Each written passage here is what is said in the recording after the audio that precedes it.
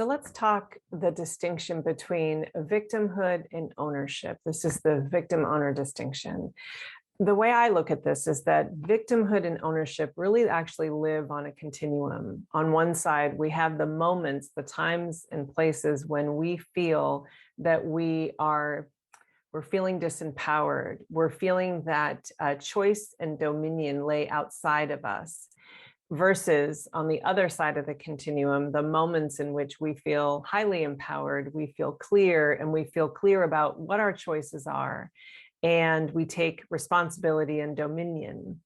We've all probably been alive long enough to know that there are moments when we have to kind of pull ourselves from one side of the continuum to the other. And the reason I really like to hold this as a continuum that we all live on is that there's really actually no shame in it. There are moments when we fall into almost like what I perceive as the illusion of disempowerment. We fall into moments where we feel like, how and in what way can I take dominion here? So I want to actually define in this moment dominion. Dominion to me is not necessarily control or dominion over others. It's actually the control and dominion that we can take inside of ourselves, where we slow down and we start to discern, okay, so hold on a minute. What am I thinking about? What am I feeling about? What are my actions here? Are there any places in my inner experience that I've got leverage or dominion, or I can take greater dominion?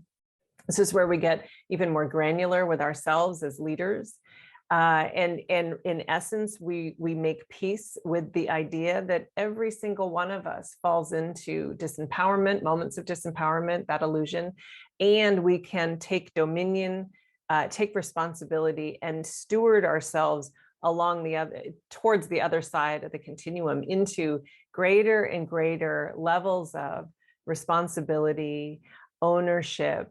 And this actually is also the birthplace of greater integrity, really keeping our word, et cetera. So there's a lot here to explore.